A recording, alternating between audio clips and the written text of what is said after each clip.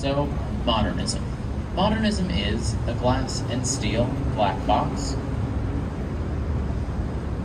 That's it, we're done. I would encourage you not to overthink modernism, right? Mies van der Rohe is the guy who coined the phrase, less is more, right?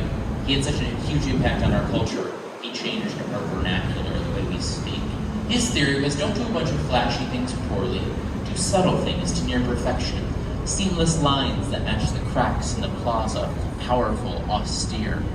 God is in the details, is what he said. He was also a famous professor. One of his students disagreed with him, I think, because one of his students designed these corncob towers right next door. Bertrand Goldberg, which I really like this idea. I can't imagine getting into the best school for whatever it is I'm studying under the most famous practitioner of my field, and then graduating and being like, nah, I don't think so. I'm gonna do something else.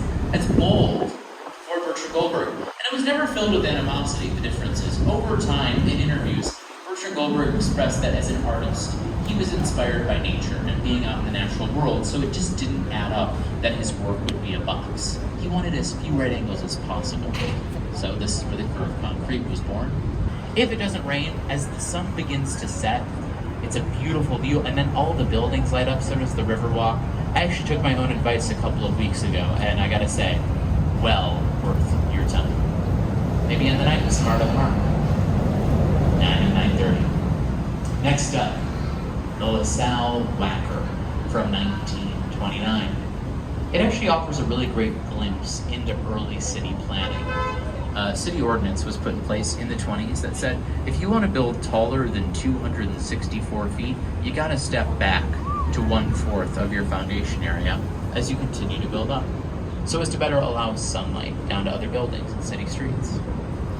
Why? Well, it would be another 30 years before floor-to-ceiling windows would be invented, and artificial light was in its infancy, so city planners and city officials, they stepped in to say, this is something we can do to all grow more effectively, efficiently, and safely.